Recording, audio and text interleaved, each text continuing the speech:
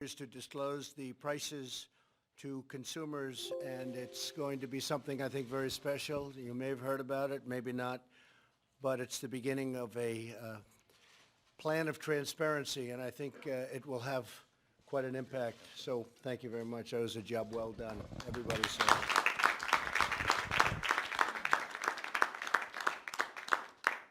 Thank you all for being here as we address one of the biggest concerns Americans have about health care. The Republican Party, I have to say this, is really very much becoming the party of health care. You see what we're doing. We're determined to end surprise medical billing for American patients, and that's happening right now. I want to thank Secretary Acosta, Secretary Azar, and everybody else in the room for joining us. Some people with some incredible stories.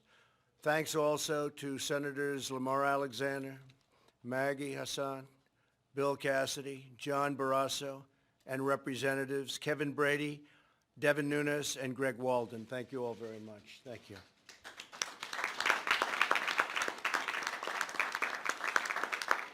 My administration has already taken decisive action to make health care more affordable for American families. We've vastly expanded lower-cost health insurance plans. That's happening, and it's been an incredible success. We've begun a bold initiative to reduce the price of prescription drugs.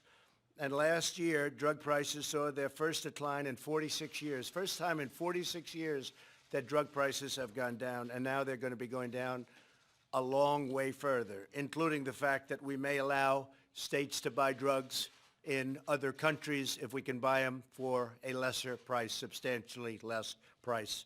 And that's going to be very unique, but we'll allow them to go to other countries because the drug companies have treated us very, very unfairly, and the rules and restrictions within our country have been absolutely atrocious. So we will allow them, with certain permissions, to go to other countries if they can buy them for 40, 50, 60% less. It's pretty pathetic, but that's the way it works. For many years, drug companies gave foreign countries better deals than they gave our own country. Now we're making sure that our great seniors share in the discounts given to other countries, and we will always protect patients with pre-existing conditions. Very importantly, Republican Party will always protect patients with pre-existing conditions. That's the man right there. In my State of the Union address, I asked Congress to pass legislation to protect American patients. For too long, surprise billings, which has been a tremendous problem in this country, has left some patients with thousands of dollars of unexpected and unjustified charges for services they did not know anything about, and sometimes services they did not have any information on. They weren't told by the doctor. They weren't told by the hospitals in the areas they were going to. And they get what we call a surprise bill. Not a pleasant surprise, a very unpleasant surprise. So this must end. We're going to hold insurance companies and hospitals totally accountable. And we're joined today by families who have personally experienced some horrible injustices of surprise medical bills. Drew and Erin Calver from Austin, Texas. Drew, I'd like you to maybe come up, and Erin, to share your story. It's a pretty amazing story. Hi, how are you? Please. Hi. I have insurance, but was still stuck with a highly inflated medical bill. A lot of pain, stress, and fear with that bill looming over us. A highly inflated bill that I shouldn't have to deal with, and we hope that we support the president, that he'll take it. The president's call to Congress to take action and support, pass, end surprise billing, and also create more transparency in terms of medical bills. Thank you. Would you like to explain what happened in your billing? Because it was sort of an incredible story. Yeah, I had a heart attack 2 years ago and was driven to the nearest hospital. And although I had insurance, I was still billed $110,000. the hospital threatened to send my bill to collections. And so from there, all that stress and the fact that it was highly inflated, I was in shock when I found out some of the real prices, stuff I was charged for. So I feel like I was exploited at my most vulnerable time in my life, just having suffered a heart attack. And so I hope that Congress hears this call to take action, close the loophole, and surprise billing, and let's work towards transparency of the bills. You look very good now. Oh, thank you. Yeah. That's what, yeah.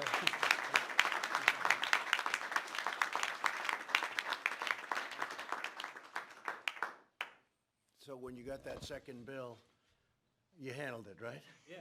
The heart was okay. Yeah, luckily I made it through. Good, Yeah, Help out, yeah. good. we paid it. You don't want to run for president, that I can tell you. You think that's bad. But it is bad, and it's a shame. Also here with us today are Dr. Paul Davis and his daughter Liz from Findlay, Ohio. Dr. Davis and Liz would like to tell you about their story. Hi, doctor. How are you? Thank you, please.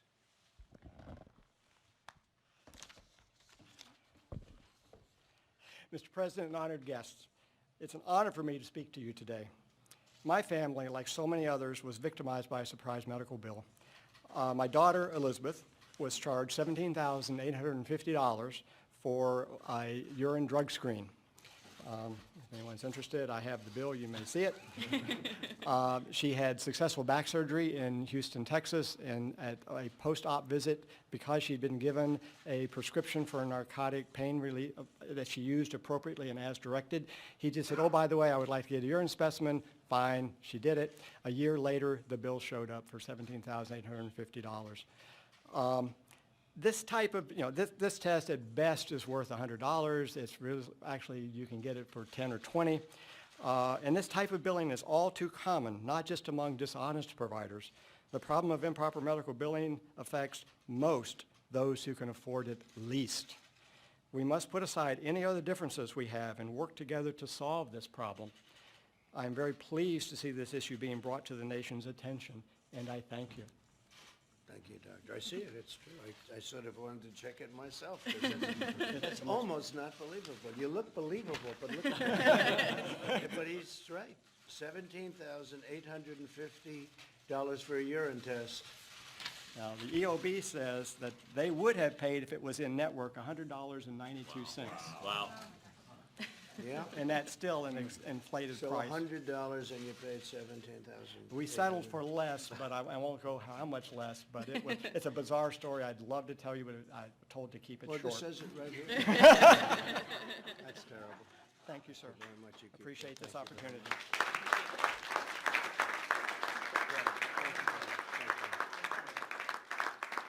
It's a pretty amazing story. Glad I got to see that bill. I don't know. You're a very believable looking guy. What do you think, Lamar? I think, yeah, check it out. Lamar, check that out, please. That's pretty incredible. But there are many stories like that. I've heard them for years myself, friends where they just come back and they get a bill that they can't understand it. And we're going to be announcing something, I think, over the next 2 weeks that's going to bring transparency to all of it. And I think in a way it's going to be as important as a health care bill. It's going to be something really special. And we're doing a great health care bill if we get the Republican votes during the election in 2020. But this could be something that will have a tremendous impact, maybe a bigger impact than even a very good health care bill, maybe even a bigger impact than when we took away the individual mandate from Obamacare. That was a big deal. But the numbers you're talking about through transparency are tremendous. It's the new thing, and we're going to be announcing it, I think, over the next 2 weeks, and it's going to be very comprehensive.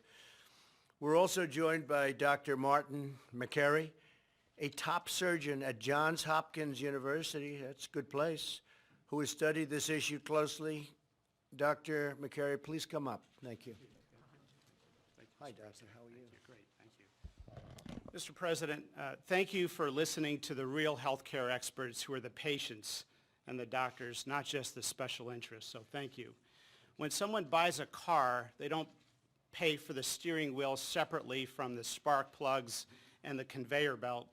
But yet in healthcare, surprise bills and overpriced bills are now commonplace, and they're crushing everyday folks like these patients. People are getting hammered right now. When hospitals were built, they were built with a charter specifying, most of them, that they would be a safe haven or a place of refuge for the sick and injured, regardless, according to their charter, regardless of race, ethnicity, or one's ability to pay. Yet today, surprise bills are hammering everyday Americans. They've done nothing wrong. They work and have a job, and they have insurance, and they're getting hammered. In my own profession of surgical oncology, we see now that half of women with stage 4 breast cancer report being harassed by medical bills. That's a disgrace to my specialty, that's a disgrace to the medical profession, and that's a disgrace to our country. We can do better.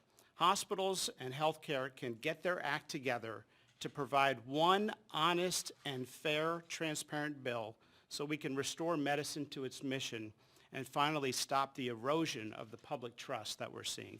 Thank you, Mr. President. Thank you very much. Thank you, Bob. Thank you very much, and I'll go a step further. No American mom or dad should lay awake at night worrying about the hidden fees or shocking, unexpected medical bills to come.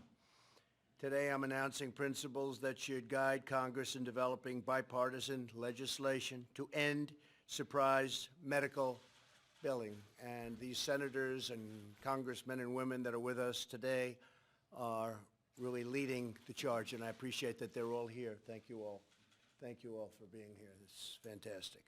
And I think it's going to be a successful charge. From what I understand, we have bipartisan support, which is rather shocking. That means it's very important. That means it's very good, but that's great. First, in emergency care situations, patients should never have to bear the burden of out-of-network costs they didn't agree to pay. So-called balanced billing should be prohibited for emergency care. Pretty simple. Second, when patients receive scheduled non-emergency care, they should be given a clear and honest bill up front. That means they must be given prices for all services and out-of-pocket payments for which they will be responsible. This will not just protect Americans from surprise charges, it will empower them to choose the best option at the lowest possible price. Third, patients should not receive surprise bills from out-of-network providers that they did not choose themselves. Very unfair. Fourth, legislation should protect patients without increasing federal health care expenditures. Additionally, any legislation should lead to greater competition, more choice, very important, and more health care freedom. We want patients to be in charge and in total control. And finally, in an effort to address surprise billing, what we do is all kinds of health insurance, large group, small group, individual markets, everything. We want everything included. No one in America should be bankrupted and unexpectedly by health care costs that are absolutely out of control. No family should be blindsided by outrageous medical bills, and we've gone a long way to stop that. I think next week we'll go even further, possibly the week after. It's being drawn now, but it's one of the strongest things we've done as an administration, and I don't think any administration has done more. If we get this the way we want it, over the next 2 weeks, I think you'll see something that's going to be great. Our initiative to end surprise medical billing is one of the many steps we're taking to fix our nation's broken healthcare system and to deliver better care with more choices at lower costs. My administration is eager to work with both parties in Congress to save American patients thousands and thousands and thousands of dollars and to give American families greater peace of mind. They're surprised with these bills. It's ruined people's lives. They leave a hospital with something they think is going to be routine, and they end up in court, and they end up going to court, and then they end up with lawyers' bills that are bigger than anything they could have imagined. They get it from every side. We're not going to have that anymore. So today I ask Democrats and Republicans to come together, to work together, Democrats and Republicans can do this, and I really think it's going to be something that will be acted on quickly. John, what do you think? Right? Yes, sir, Mr. President. Lamar, right? Mr. President, we'll be bringing you a bill, we believe, in July. Great. That'd be fantastic. Bipartisan. That'd be fantastic. We have great support in the White House, and we appreciate it. And I want to thank everybody for being here, and hopefully you won't have any stories like that again, Drew. That was not good. And your story was just terrible. I hope you negotiated it down very, very low. Not as well as I should have. Not that close to the $100, huh? Okay. Well, and thank you very much. I appreciate it very much. Okay? Yes. Yeah. Mr. President, on the North Korea Yeah. missiles, what message do you take from them? Well, we're looking at it very seriously right now. They were smaller missiles, short-range missiles. Nobody's happy about it, but we're taking a good look, and we'll see. We'll see. The relationship continues, but we'll see what happens. I know they want to negotiate. They're talking about negotiating, but I don't think they're ready to negotiate because we have to either do it's very much like China. The vice premier is coming here today. We were getting very close to a deal, then they started to renegotiate the deal. We can't have that. We can't have that. So our country can take in $120 billion a year in tariffs, paid for mostly by China, by the way, not by us. A lot of people try and steer it in a different direction. It's really paid, ultimately it's paid for largely by China. And businesses will pour back into our country. So instead of making the product, it'll be the old-fashioned way, the way we used to do it. We made our own product. And I think things are going along pretty well there, but a large group delegation headed by one of the most respected men and highest officials of China will be coming in today. They start at 5 o'clock, and they'll see what they can do. But our alternative is an excellent one. It's an alternative I've spoken about for years. We'll take in well over $100 billion a year. We never took in 10 cents from China, not 10 cents. And it'll be I think it'll be a very strong day, frankly. But we'll see. We'll see. It was their idea to come back. Do you have plans to talk to President Xi, or no, not yet? Well, he just wrote me a beautiful letter.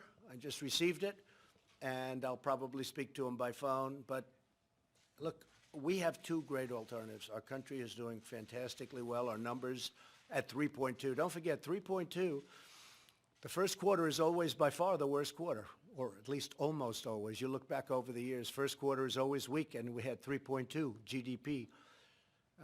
Our unemployment numbers are the best in the history of our country, and we're doing well. And our companies are really doing well. Even in Ohio, the great state of Ohio yesterday, General Motors, at my very strong urging, to put it mildly, very strong urging. I wasn't even nice about it, but I appreciate what they did. They sold the beautiful plant, Lordstown. They sold that beautiful plant to a very, very good company that's going to make electric trucks. And that worked, because that was the only thing they could say about our whole economy, Lordstown. They kept saying, Lordstown, Lordstown.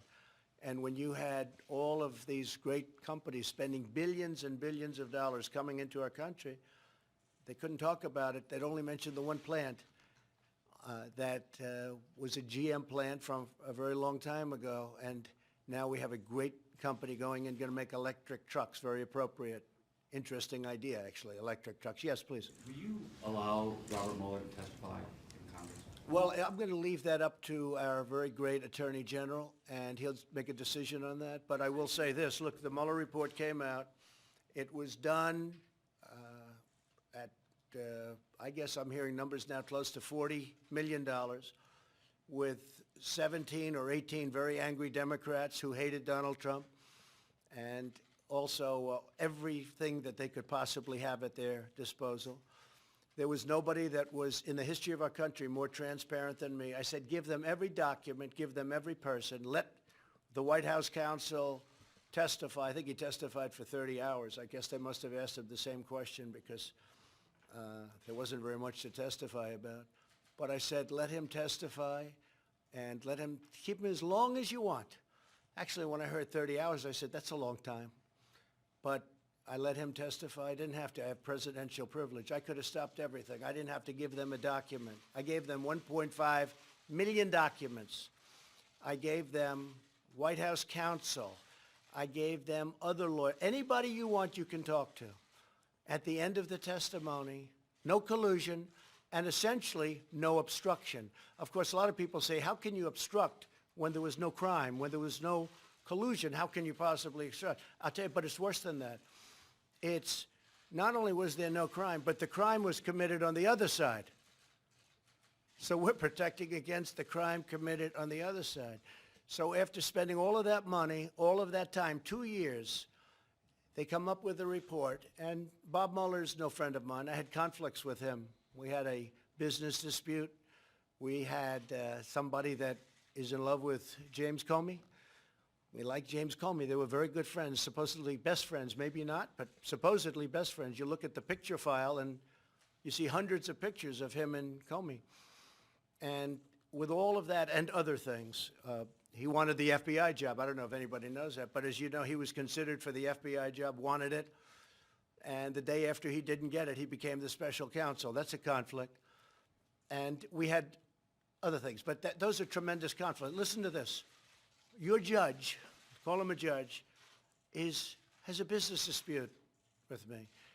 Your judge has a fantastic relationship with James Comey. Well, he's a part of this. He lied to Congress. He leaked. He's a liar, a leaker.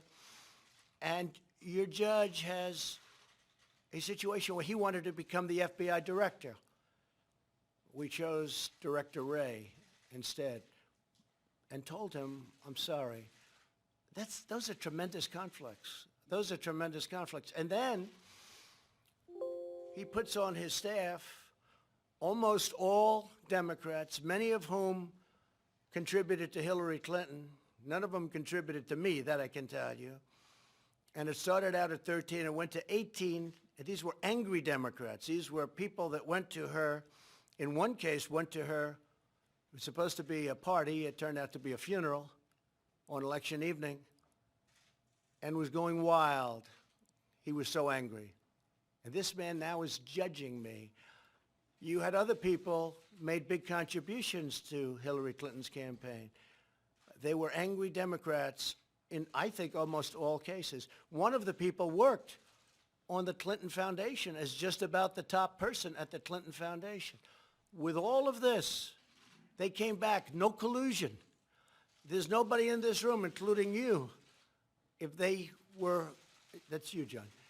If we looked at you with $40 million, 18 angry people that hated you, and all of the other things I mentioned, they'll find something. I don't know, maybe John not. Go ahead, finish it. Mr. Mueller is also friends with Mr. Barr, and as you're aware, Mr. Barr told lawmakers that he didn't have a problem with Mr. Mueller testifying. I'm going to leave that up to the Attorney General as to whether or not, I think to me it looks like a redo. Here's what's happened. The report comes back, it's perfect, it's beautiful. There's no collusion. Nobody even talks about collusion. You know, I haven't heard the word Russia in a long time. There's no more talk about Russia. What happened to Russia? The Russian witch hunt, they don't talk because it was so on collusion, which, by the way, is by far, that's the big deal, because it was all about Russia. So I haven't heard the word Russia. They don't use the word Russia anymore. So there's no crime. There never was a crime. It was a hoax. It was a witch hunt. So this comes back, and it comes back totally exonerating Donald Trump and a lot of other people. This was a terrible thing that happened to our country. Now, I'll tell you what they are asking. They are asking about how did this whole thing start. That's what people want to know. And I want to tell you, I had an event last night. A lot of you were there. Thousands and thousands of people standing in a field. They've never seen anything like it, meaning even the press. But it's always that way. We've never had an empty seat. Thousands of people last night. You know what they want to know? How did this whole thing start? It's going to be hard for them to answer that one. Yeah, please. Are you satisfied with the advice you received from John Bolton? Yeah, John's very good. John is he has strong views on things, but that's okay. I actually temper John, which is pretty amazing, isn't it? Nobody thought that was going to happen. I'm the one that tempers him, but that's okay. I have different sides. I mean, I have John Bolton, and I have other people that are a little more dovish than him. And ultimately, I make the decision. No, I like John. I get very good advice from John. John? Mr. President, as you saw, the Senate Intelligence Committee has subpoenaed Don Jr. That's the Republican-led Senate Intelligence Committee. What do you make of that? Well, I was very surprised. I saw Richard Burr saying there was no collusion 2 or 3 weeks ago. He went outside and somebody asked him, no, there's no collusion. We found no collusion. But I was very surprised to see my son. My son's a very good person, works very hard. The last thing he needs is Washington, D.C. He could rather not ever be involved. Remember, he said to me a long time ago when I was thinking about running, Dad, if I can help, let me know. It's not my expertise. It's not something I really like, but whatever I can do, you're my father, whatever I can do. He's now testified for 20 hours or something, a massive amount of time. The Mueller report came out. That's the Bible. The Mueller report came out, and they said he did nothing wrong. The only thing is, it's Oppo research. If he did wrong, then everybody standing with me probably, except for John and Lamar. I think Lamar is pretty, I'll tell you. Did you ever do Oppo research on an opponent? I don't think so, Lamar, right? And I know John Barrasso never did opposition research because he's a fine, fine man. But I would say 99% of the rest of the folks. So they didn't, but what they didn't discuss is this woman that came in, who I watched her on the Today Show when it all started. Oh, I'm just an innocent. Well, nobody even knows, although the halls of Congress know her very well because for years she's walked around all over Congress. She came in and she left, supposedly, GPS Fusion, goes and meets for a short period of time with my son and some other people. They talked about a subject as very well, you know, advertised and put out, which is nothing. It was a nothing meeting. In fact, Jared left. He said, get me out of this meeting. This is a waste of time. She then went back to GPS Fusion. They were the ones that wrote the phony dossier. Why was she going to GPS Fusion? Why did she go back? Then I heard that Don, for a year, made 3 phone calls with an unmarked number. They called it unmarked. And this was a tremendous event because they all knew the fake news. They all know, you were fair on that, John. But they all knew that these phone calls, these tremendous phone calls, before the meeting and after the meeting, there were, I believe, 3, right? They all knew that it had to be to his father. Unmarked, it's perfect. So he reported about the meeting and then reported what happened at the meeting. Except after looking and spending a tremendous amount of time and money, they were able to go back years and find out who made the calls. One was a local real estate developer. The other was a great person from NASCAR. He took 2 of them, and a friend of Don's. This went on for a year and a half. John, you heard all about the phone calls to, obviously, the father, where I never knew about the meeting. But the phone calls to the father turned out not to be the phone calls. My son is a good person. My son testified for hours and hours. My son was totally exonerated by Mueller, who, frankly, does not like Donald Trump, me, this Donald Trump. And frankly, for my son, after being exonerated, to now get a subpoena to go again and speak again after close to 20 hours of telling everybody that would listen about a nothing meeting, yeah, I'm pretty surprised. Please. Should he fight that subpoena? Well, we'll see what happens. I'm just very surprised. I really am by it, yeah. What did Iran do to prompt you to send an aircraft carrier to the region? Well, they were threatening, and we have information that you don't want to know about. They were very threatening, and we just want to have, we have to have great security for this country and for a lot of other places. Is there a risk of military confrontation, sir? I guess you could say that always, right? Isn't it? I mean, you know, always. I don't want to say no, but hopefully that won't happen. We have one of the most powerful ships in the world that's loaded up, and we don't want to have to do anything. What I'd like to see with Iran, I'd like to see them call me. You know, John Kerry speaks to them a lot. John Kerry tells them not to call. That's a violation of the Logan Act.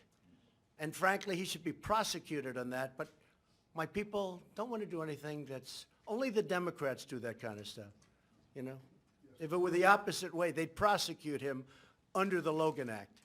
But John Kerry violated the Logan Act. He's talking to Iran and has many meetings and many phone calls, and he's telling them what to do. That is a total violation of the Logan Act, because what they should be doing is, their economy is a mess ever since I took away the Iran deal. They have inflation that's the highest number I've ever heard.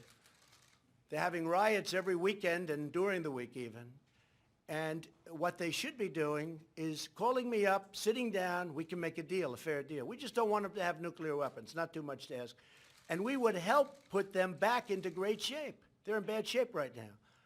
I look forward to the day where we can actually help Iran. We're not looking to hurt Iran. I want them to be strong and great and have a great economy. But they're listening to John Kerry, who's violated a very important element of what he's supposed to be doing. He violated the Logan Act, plain and simple. Shouldn't be doing that. But they should call, and if they do, we're open to talk to them. We have no secrets, and they can be very, very strong financially. They have great potential, very much like North Korea. North Korea has tremendous potential economically, and I don't think he's going to blow that. I don't think so. Can I circle back to trade just for a second? Yeah, please. Is it still possible to get a trade deal with the Chinese this week, or is it? It's possible to is do there it. too They're all long? here. Look, the vice premier, one of the most respected men, one of the highest officials in China is coming. You know, you heard he wasn't coming. He's coming. With them? I will say this, once the tariffs went on, they upped the meeting. It was supposed to take place originally on Thursday. Then about 5 weeks ago, they said, how about Friday? How about next week? I said, what's this all about? And I said, that's okay. Don't worry about it. Let's take in $100 billion a year. And we put the tariffs on. We made the statement, and then they upped the meeting. How about let's go back to Thursday? So I have no idea what's going to happen. I did get last night a very beautiful letter from President Xi. Let's work together. Let's see if we can get something done. But they renegotiated the deal. I mean, they took, whether it's intellectual property theft, they took many, many parts of that deal, and they renegotiated. You can't do that. And I'm different than a lot of people. I happen to think that tariffs for our country are very powerful. You know, we're the piggy bank that everybody steals from, including China. We've been paying China $500 billion a year for many, many years. China rebuilt their country because of us. They couldn't have done what they're doing. They're building a ship every 3 weeks. They're building aircraft like you've never seen, fighter jets. I respect it. I don't blame them. I blame our past leadership for allowing this to happen. What I'm doing now with China should have happened many years ago, not just Obama, long before Obama. I always say, you know, if you look, NAFTA is one of the worst deals ever made, trade deal. But the worst trade deal ever made is the WTO, because China was flatlining for many, many decades. It was flat right here. The WTO came along. We allowed China into the WTO, and they became a rocket ship. You got to take a look at a chart sometime. Do it. It'll be very interesting. An economic chart. They're here, and they went up like a rocket ship. Well, they did it with our money and others, and they did it because they're very smart, and they're good people, and I like the president a lot. He's a friend of mine. But I'm representing the USA, and he's representing China. And we're not going to be taken advantage of anymore. We're not going to pay China $500 billion a year. So we put very heavy tariffs on China as of Friday, and we put them on also 8 months ago. And when people looked at the economic numbers, they were shocked. When they look at the import-export numbers, they were shocked. They said, wow, how did they get to this point? This was very good. That was a very good report. They'd never seen that for many years. I said, try looking at all of the tariffs that China's been paying us for the last 8 months. Billions and billions of dollars. And that's only because I gave them a break. Because we were negotiating goodwill, we were negotiating, I gave them a break. And I said, let's keep it at 10% instead of 25%. So now what we're doing is we're raising it to 25% on Friday. So it'll be $250 billion at 25%, and it'll be $325 billion at 25%, and we're starting that paperwork today. So we'll see. But you know what? As president of our country, We had to do something about it. And as president of our great country, we're going to be taking in more money than we've ever taken in. And all of these countries, many of them have taken advantage of us, including our allies. They've taken advantage of us on trade. They've taken advantage of us on military. We defend all these countries for nothing or for a tiny fraction of what it costs. We take care of NATO. I'm all for NATO. I'm all for NATO. And I think it's just wonderful. But it's different than it was 25 years ago and 40 years ago.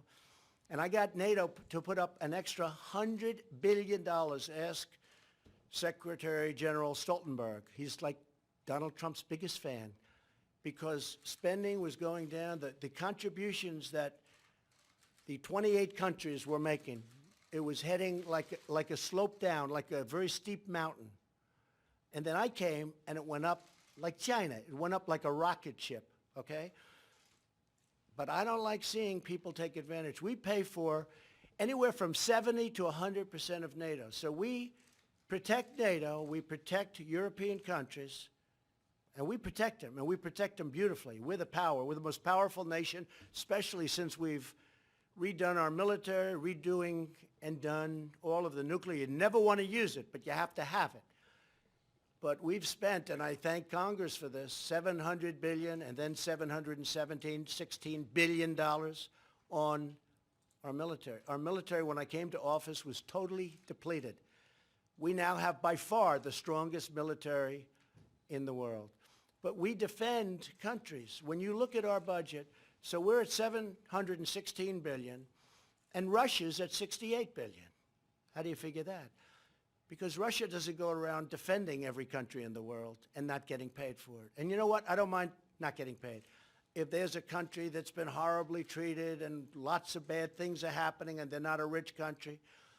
But when we defend the richest countries in the world and they don't pay us for what we do, and frankly, they go back into closed meetings and they laugh at the stupidity of the United States for doing it. These are countries with nothing but cash. They could very easily, I told the story last night, I picked up $500 million with one phone call to a country, and that's just the beginning. And I've done it with many other countries anyway, but just over the last very short period of time. One phone call that lasted for a period of, I would say, 5 minutes. I picked up $500 million because they said, you're not taking care of us. We're taking care of you, but you're not taking care. It's not fair. So really the word is not fair. NATO doesn't treat us fairly at all, but now they're starting to pay. And if you look at Mr. Stoltenberg, he will tell you he's never seen anything like it. $100 billion, and that's a low number. They're paying $100 billion more. But how do you feel about this? Germany, you're supposed to be paying 2%. Germany's paying 1%. They say 1.3, but call it 1% because it really is closer to 1%. Germany pays to Russia billions of dollars a month for the pipeline. And yet we're supposed to be defending Germany from Russia. So Germany is giving the so-called enemy, I don't call it an enemy, I want to get along with Russia, and I want to get along with China because I'm smart. Stupid people don't want to get along because I'm smart. This witch hunt hurt us in our relationships with a lot of countries. It was a very expensive, horrible thing for our country. And by the way, should never, ever happen again to a president. 2 years I've been going through this nonsense, and now we have a good report. And now guys like Jerry Nadler, who I fought for many years, successfully I might add, back in New York in Manhattan, he was a Manhattan congressman. I beat him all the time, and I come to Washington, and now I have to beat him again. Over nothing, over a hoax. And they know it's a hoax, they're smart. Nadler's a smart guy. Schiff is a smart guy.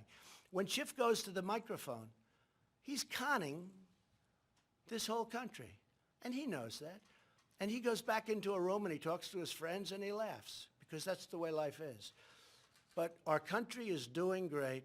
We're going to find out about China tonight, and I think in the end you're going to be very impressed with the kind of things we're doing. And the reason they were so surprised with the numbers 2-3 weeks ago, not the 3.2 GDP, which everybody was surprised at, but maybe more importantly, export numbers, import numbers, because we have billions of dollars coming to our country that our country never would have seen with a regular president. This should have been done many years ago. And I told President Xi of China, and I tell Abe, who's a good friend of mine, Prime Minister of Japan, doing a great job. I tell him, I tell everybody. I say, I don't blame you. I blame the people that ran the United States, and I blame their trade representatives, and frankly, I blame our presidents, because this should have never happened. We've been losing, for years, close to 800 billion, not million. 800 million's a lot. But we've been losing $800 billion on trade. $800 billion. We're going to stop that. And we've already started. So we have a meeting tonight at 5 o'clock with the top people from China, and we'll let you know what happens. Thank you all very much.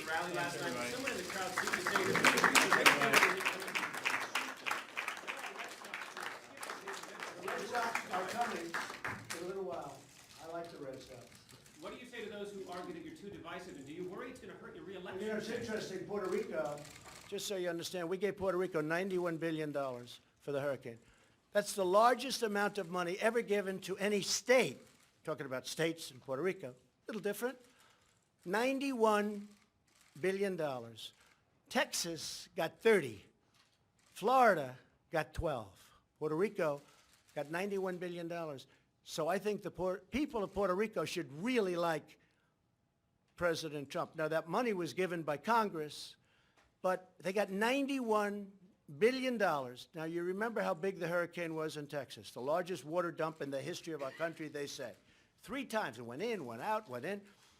Texas got $30 billion. Florida got actually anywhere between 9 and 12.